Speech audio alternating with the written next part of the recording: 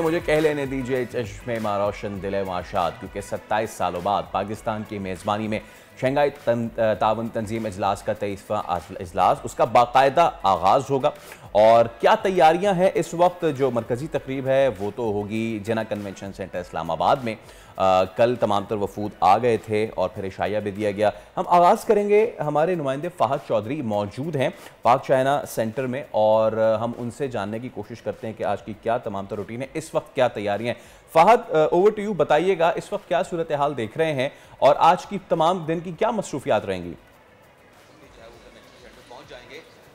जी बिल्कुल, शंघाई ताउन तंजीम के heads of council of heads of government का 23वां इजलास आज इस्लामाबाद में होने जा रहा है जिना कन्वेंशन सेंटर में। बिलाशुबा पाकिस्तान के लिए सफारती सतह पर ये एक बहुत बड़ा दिन है और वज़ीर आज़म शहबाज शरीफ इस इजलास की मेज़बानी करेंगे और कुछ देर बाद मुअज़्ज़िज़ मेहमानों की जिना कन्वेंशन सेंटर आमद का सिलसिला शुरू हो जाएगा, जहाँ पर वज़ीर आज़म शहबाज शरीफ उनका ख़ुद इस्तकबाल करेंगे। उस ग्रुप फ़ोटो होगी और उसके बाद इब्तदाई कलमात जो है वो वज़ीर आज़म शहबाज शरीफ अदा करेंगे, इनिशियल स्टेटमेंट देंगे, जिसके बाद तमाम जो मुअज़्ज़िज़ मेहमान हैं, हेड्स ऑफ गवर्नमेंट हैं, उनका खिताब होगा और उसके बाद दस्तावेज़ात पर दस्तखत किए जाएंगे, दस्तावेज़ात का तबादला होगा।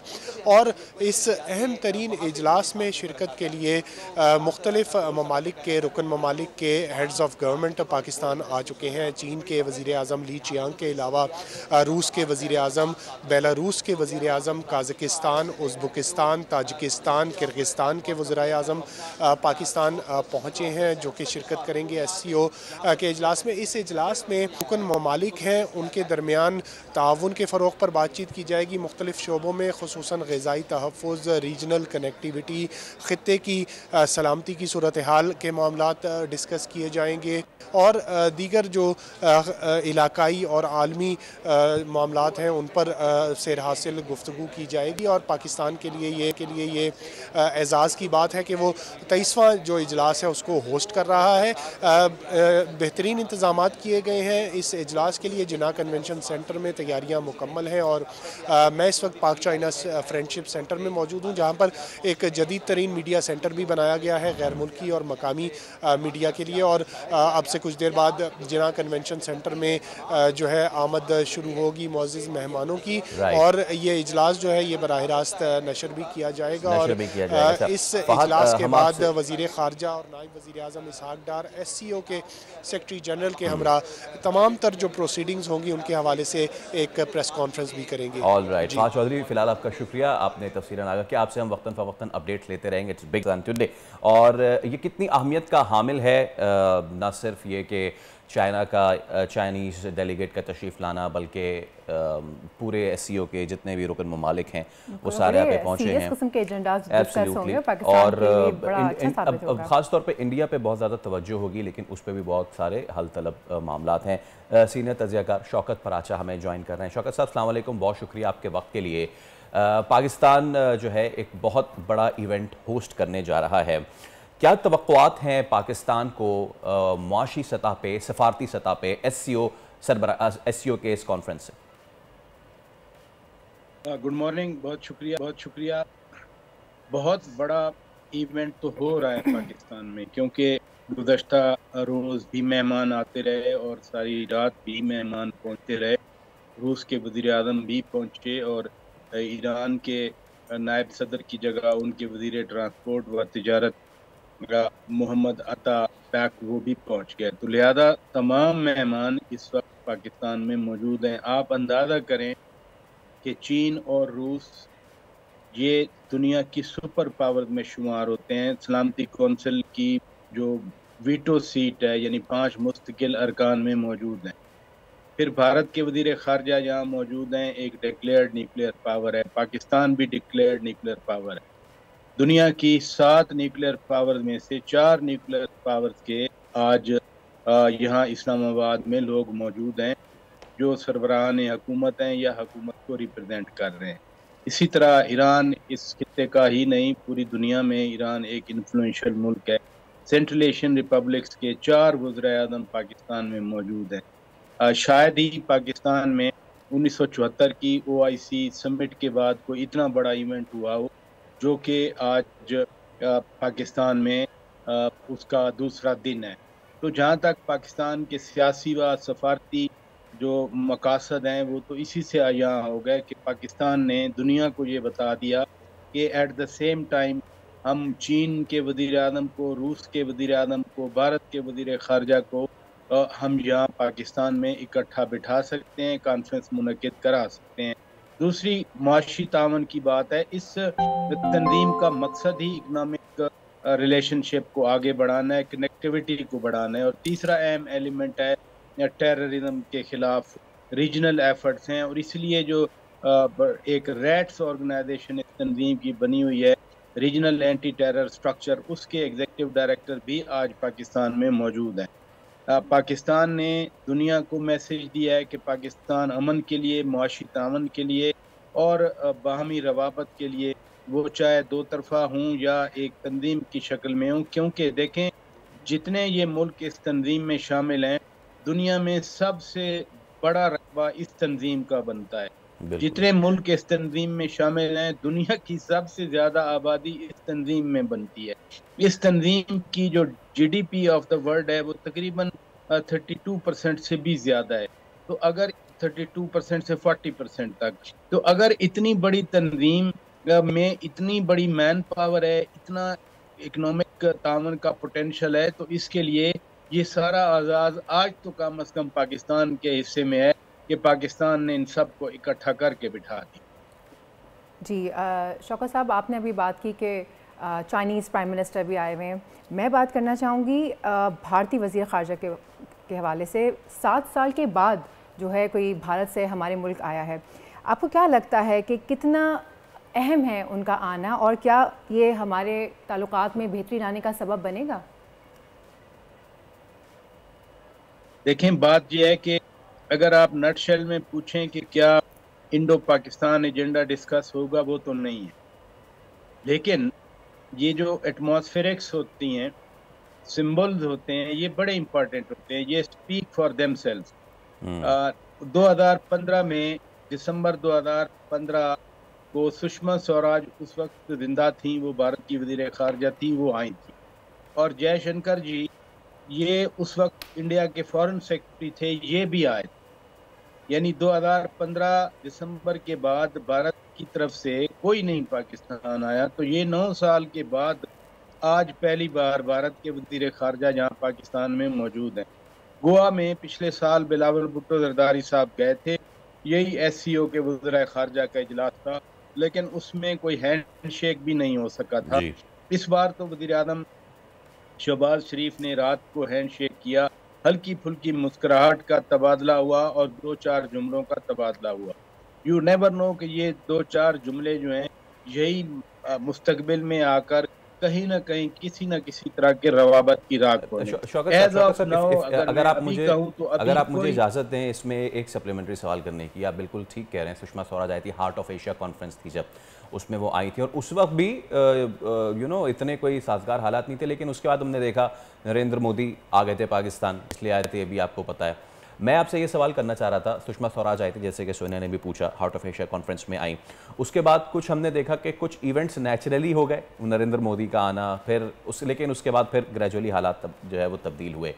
अमिड द करंट सिचुएशन सिर्फ वज़ीर ख़ारजा का आ जाना ही क्या बर्फ़ पिघलाने में मददगार साबित होगा, या उसके लिए मज़ीद कोई ठोस इक़दाम भी करने होंगे? क्योंकि भारत में जब वो थे, उनसे सवाल हुआ, उन्होंने कहा जी मैं बायलैटरल के लिए नहीं, मैं तो जा रहा हूँ सीधा सीधा मुलाकात करने। प्लस ये कि जो उन पे ऑलरेडी एक प्रेशर बना हुआ है, जो उनके नेगेटिव मामलात हैं, आपको पता है कनाडा को लेके सारी चीज़ें, तो इस सब पे मैं आपका तज़िया चाहूँगा। बड़ी अहम बात आपने की है। कनाडा के साथ उनके ताल्लुकात ख़राब हैं।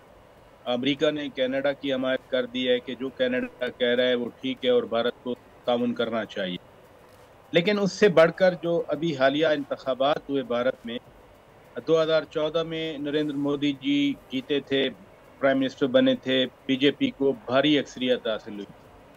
इसी तरह 2019 के इलेक्शन में मोदी जी जीते थे और बीजेपी को भारी अक्सरियत हासिल हुई थी। अभी जो नारा लगाया था उन्होंने कि अब की बार 400 पार, वो ना हुआ। अब तो बिल्कुल उनको थिन मेजॉरिटी हासिल है और वो भी इत्तेहादियों के सहारे पे है। अगर बिहार के वजीर आला नीतीश कुमार कल अलहदगी का अख्तियार कर दें या शरद पवार कह दें मैं निकल रहा हूँ, तो फिर ये सरकार जो है ये गिर भी सकती है। इसलिए अब भारतीय सरकार के पास वो कॉन्फिडेंस, वो एरोगेंस नहीं है जो 2014 और 2019 के इलेक्शन के बाद मिली थी। अब उनको एक स्पेस चाहिए। अगर वेस्ट में ये स्पेस कम हो रही है, क्योंकि वेस्ट फिर यूनिसन काम करता है। कनाडा ने कह दिया, अमेरिका ने हमायत कर दी, यू नेवर नो कि कल यूरोपियन कंट्री से भी कनाडा के हक में ये बात आ जाए, क्योंकि ये नेटवर्क तो पाकिस्तान तो बड़े अरसे से कह रहे हैं ना चल रहा है। इसलिए अब भारत को एक स्पेस तो चाहिए डिप्लोमेटिक। उसने चीन के साथ फ्रीज किया हुआ है अपना जो झगड़ा है, अब पाकिस्तान के साथ उसका झगड़ा एक्टिव भी है और फ्रोजन भी है कि खुदा न खास्ता कोई जंग तो नहीं है, लेकिन हमारी कोई बराह रास्त अच्छे आना जाना भी नहीं है। ट्रेन बंद है, बस बंद है, एयर ट्रैफिक बंद है, पीपल टू पीपल कांटेक्ट नहीं है, तिजारत। जी प्लीज कंटिन्यू कंटिन्यू सर।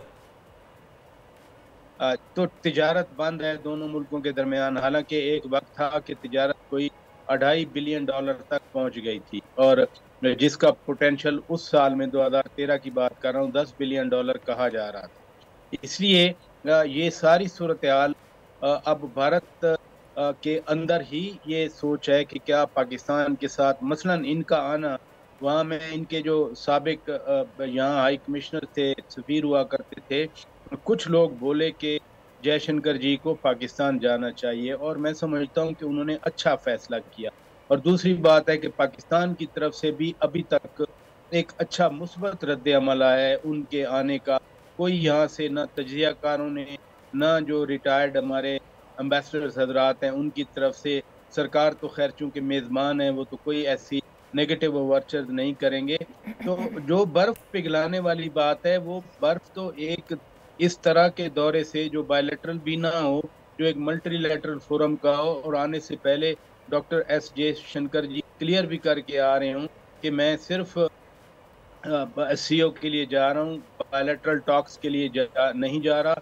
मैं एक सिविलाइज्ड पर्सन हूँ, शाइस्ता आदमी हूँ और मैं बिहेव करूँगा।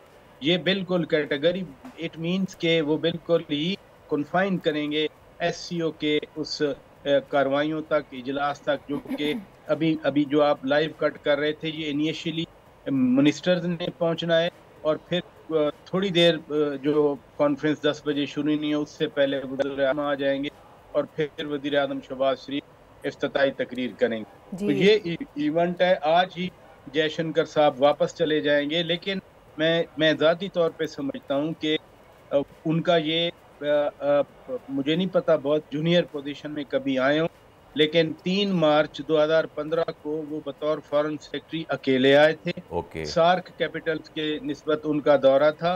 फिर वो सुषमा स्वराज के साथ 12 दिसंबर 2015 को बतौर सेक्रेटरी खारजा आए थे, लेकिन वो चूंकि वजीर खारजा के साथ थे सुषमा स्वराज जी के साथ, अब वो आए हैं SCO के लिए। तो पाकिस्तान इन अ वे उनके लिए एक नया नहीं है, पुराने डिप्लोमेट है। 1970-71 में उन्होंने इंडियन सिविल सर्विस के जरिए फॉरेन सर्विस अडॉप्ट की थी और उस वक्त से ये वन और the other way Indian foreign service का अब हेड की हैसियत से कंटिन्यू कर रहे हैं। यस, तो उसमें अब देखना ये शौकत पराचा साहब के किसकी तरफ से क्या विलिंगनेस शो होती है। ऑब्वियसली दोनों ममालिक के अवाम चाहते हैं कि मामला ठीक हो। आपका बहुत शुक्रिया। शौकत पराचा साहब हमारे साथ मौजूद थे। शंघाई ताउन तंजीम का इजलास जिसका बुनियाद 2001 में डाला गया था और बनाया इसको गया था ताकि यूरोपीय यूनियन के टक्कर की कोई इस तरह की तंजीम जो कि एशिया से भी एमर्ज हो, कितना उसमें सक्सेसफुल हुआ है ये इस तमाम तरह के रुकन ममालिक, और पाकिस्तान इससे क्या गेन कर सकता है, क्या गेन कर चुका है, what's going on in Islamabad right now. हम मूव करते हैं, हमारे साथ मौजूद है सीनियर तज्जियाकार एहतशाम उल हक साहब। एहतशाम साहब अस्सलाम वालेकुम, गुड मॉर्निंग सबसे पहले तो, और thank you so much for your time. Ehtesham साहब, आप इन जो SCOs की जितनी भी हुई हैं अब तक की, उसको बहुत कीनली देखते भी रहे, चाहे वो अस्ताना में हुई हो या फिर कहीं और हुई हो। इस बार पाकिस्तान के हिस्से में इसकी मेज़बानी हुई है। पाकिस्तान के हवाले से अब तक दुनिया में क्या ख़बरें आई हैं इस तंजीम को लेकर, क्योंकि हमारे पड़ोसी मुल्क का ये एक वतीरा रहा है कि वो हमें एक नेगेटिव पूरी दुनिया में फैलाने की कोशिश करता है, लेकिन इस वक्त दुनिया की 40% आबादी के ममालिक के वज़ीर-ए-आज़म और रुकन ममालिक के मज़ीद जो सेक्रेटरीज़ हैं, फ़ॉरेन सेक्रेटरीज़ हैं, वज़ीर ख़ारजा हैं, पाकिस्तान में मौजूद हैं। पाकिस्तान का सॉफ्टवेयर इमेज कैसा देख रही है दुनिया? जी फैसल, अभी आप कह रहे थे कि जब ये एससीओ बनाई गई तो बुनियादी मकसद ये था कि यूरोपियन यूनियन की टक्कर का एक बड़ा, एक जिसको कहना चाहिए एक ब्लॉक बनाया जाए, तो इसीलिए इसको नेटो ऑफ द ईस्ट कहा जाता है। तो ये वाक़तन उस तरह देखा जाए तो एक बड़ा फॉर्मिडेबल, जिसको कहते हैं चैलेंजिंग एक ब्लॉक है सारी दुनिया के लिए। और ख़ास तौर पे हम देख रहे हैं कि यूरोपियन यूनियन हो, नेफ्टा हो, आप देख लें नॉर्थ अमेरिकन एक बहुत बड़ा है जिसको कहते हैं ब्लॉक। उसके बाद फिर आसियान को देख लें, साउथ ईस्ट एशियन का है, ठीक है। उसके बाद फिर हमारा ये एससीओ का आता है। बुनियादी तौर पे तो इसमें अब यही है कि जिस तरह कहा जा रहा है कि जी इस ब्लॉक को एक बड़ा मजबूत बनाना है, तो उसके लिए कहा जाता है कि ये ग्रेटर इकोनॉमिक और पॉलिटिकल सिनर्जी डेवलप करने के साथ साथ एक इसको ऐसा बनाया जाए कि इनकी ट्रेड का वॉल्यूम बहुत ज़्यादा बढ़ जाए। मतलब बुनियादी नुक्ते को अगर आप देखें तो इसमें हम देखते हैं कि नेफ्टा जो नॉर्थ अमेरिकन ममालिक का एक ब्लॉक है, 40% आपस में उनकी ट्रेड होती है और यूरोपियन यूनियन की 57% होती है। उसके बाद आसियान 27% की ट्रेड है। हमारी जो इसकी है एससीओ की, ये सिर्फ जो है ना 5% है। सार्क के बारे में जिसको जिक्र अभी हो रहा था, उसको तो हिंदुस्तान ने दफन कर दिया अपनी अना के लिए, अदरवाइज ये भी एक बहुत बड़ा ब्लॉक बन सकता था। बिल्कुल। अब सवाल इस वक्त फैसल जो सारी दुनिया में किया जा रहा है वो ये है, और हैरत लोग भी कर रहे हैं इस बात पे, और जो बाहर से रिपोर्ट्स भी आ रही हैं बता रही हैं कि हिंदुस्तान ने, और मैं तो साफ ये कहता हूँ कि अमेरिका ने भी मिल के इस खित्ते को, ख़ास तौर पर पाकिस्तान पे जिस तरह अपनी सियासी शराइत, कभी IMF के ज़रिए, कभी जनाब किसी और तरह से हमें उन्होंने मरोड़ने की कोशिश की कि जी हमारी बातें माने, न्यूक्लियर प्रोग्राम को रोक दें, मिसाइल प्रोग्राम को रोक दें, और ये सारी चीज़ें करवाने के बावजूद आज इतना स्ट्रॉन्ग मैसेज सारी दुनिया में चला गया, जो कहा करते थे कि जी यहाँ पे पाकिस्तान का शिकार है, दहशतगर्दी है। तो अल्हम्दुलिल्लाह आप देख लें 2-3 दिन से जितनी ज़बरदस्त किस्म की एक्टिविटी इस्लामाबाद में हो रही है, जो रिपोर्टिंग यहाँ से करके दुनिया भेज रही है, तो वो कहते हैं कि one of the safest countries में से एक मुल्क है। बाकी दहशतगर्दी तो अमेरिका में थोड़ी, हर तीसरे दिन आप देखें स्कूल के बच्चों में फायरिंग करके लोगों को मारा जाता है। ट्रंप जो इलेक्शन लड़ रहा है, तीसरी मरतबा उस पर अटैम्प्ट हुई है सुसाइड की। तो ये बात तो ये है कि सारी दुनिया में हमारा इमेज ख़राब किया गया, और माजरत के साथ इसमें हिंदुस्तान का बड़ा रोल है। अभी भी आप देख लें, जयशंकर आए हैं, लोगों ने इसको बड़ा सराहा, लोगों ने, बाकी लोगों ने भी कहा अच्छी बात है। और जिस तरीके से आपने देखा कि आकर उन्होंने गुफ्तगू की, और कहा जा रहा है कि हम तो एक ही पॉइंट पे बात करेंगे, वो क्रॉस बॉर्डर टेररिज्म। देखिए अब फैसल ये ब्लफ कॉल कर दिया हम पाकिस्तान ने। अब बाहर के लोग जब जाते हैं, ख़ास तौर पे मकबूजा कश्मीर में, मुझे अच्छी तरह याद है, थोड़ा सा पहले न्यूयॉर्क टाइम का रिपोर्टर गया था, उसने बड़ी डिटेल रिपोर्ट बनाई थी, उसको कुछ दिन ना उसको निकाल दिया हिंदुस्तान की हुकूमत ने कश्मीर से। उसने लिखा कि जी यहाँ तो अब सिरे से कोई पाकिस्तान या बाहर से दरअंदाजी नहीं हो रही, कुछ भी नहीं हो रहा, और ये जनाब तो सब कुछ जो हो रहा है, उसने कहा ये स्टेट टेररिज्म जो है ना हिंदुस्तान की तरफ से मकबूजा कश्मीर में हो रहा है। तो हिंदुस्तान भुखलाया इस हवाले से। ठीक है, हमारे अपने इख्तिलाफात की वजह हम बहुत पीछे रह गए, हिंदुस्तान आगे चला गया। बड़ी बदकिस्मती है कि हिंदुस्तान की सारी सियासी जमातें जब पाकिस्तान के लड़ाई का मसला हो, अमेरिका से बातचीत करनी हो, तो एक हो जाते हैं। हमारे यहाँ एक दूसरे के खिलाफ लड़ते रहते हैं। आज एक हुकूमत आ जाएगी तो वो कहेगी जी पिछली हुकूमत ने तो कश्मीर को भेज दिया था, तीसरी आएगी वो भी नारा लगाएगी। तो नतीजतन जब आपके इख्तिलाफात होते हैं, लोग उससे बाहर से लोग पैदा उठाते हैं।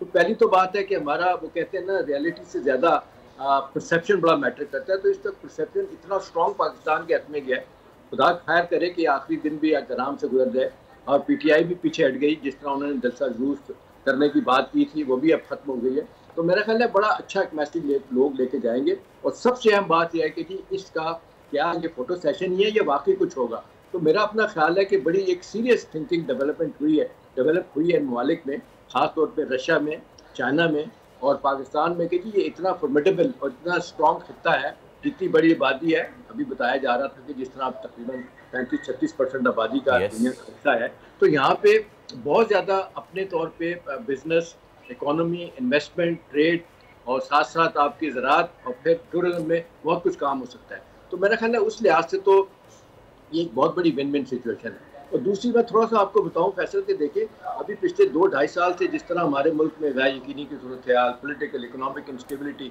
उसके बाद ये पिछले 2.5 हफ्तों में जो एकदम चीज़ें तब्दील हुई हैं, बैक टू बैक डेवलपमेंट्स हुई हैं।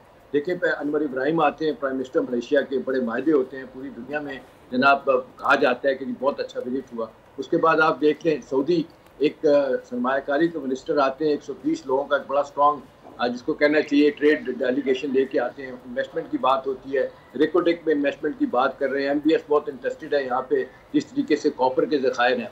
इसी तरह से आप देख लें तीसरी फिर 4 दिन के लिए चाइनीज़ प्राइम मिनिस्टर आ गए। हिंदुस्तान को ये भी तकलीफ होगी कि जी ये तो बायलैटरल फोरम नहीं है, लेकिन भाई बायलैटरल फोरम नहीं, हमने तो बना दिया ना, हमने चाइनीज़ प्राइम मिनिस्टर को बनाया। देखें आप जिस तरह 15-20 मायदे MOU साइन हुए, जिस तरह तय किया गया कि जी एनर्जी में, एग्रीकल्चर में, उसके बाद और जो ऑप्शन हो सकते हैं तजारत के हवाले से उसको एक्सप्लोर करेंगे डेवलपमेंट। और फिर उसके बाद कल से और आज से आप तो SCO की कॉन्फ्रेंस देख रहे हैं, तो ये एक जिसको कहते हैं बहुत बड़ा ब्रेक थ्रू है, ये पावर सेंटर है, इतना बड़ा बन गया है ये SCO, इसको जिसको कहना चाहिए कि अब आसानी के साथ इग्नोर करना बड़ा मुश्किल होगा। अब असल बात है इसके बाद जो यहाँ फैसले किए जाएंगे उन पर अमल दरामद कितना होगा, होपफुली यही कहा जा रहा है। देखिए ना 70 लोगों का डेलीगेशन आया हुआ रशिया से, रशिया के पास बेतहाशा गैस भी है, उसके पास तेल भी है, लेकिन सैंक्शन लगी हुई है बहुत ज़्यादा, वो भी मुश्किल में है। चाइना पे भी सैंक्शन बहुत से हवाले से उनकी कंपनियों पे लगाई हैं, ईरान मेंबर है उस पर बहुत ज़्यादा सैंक्शन है। तो अब एहतिशाम साहब और क्योंकि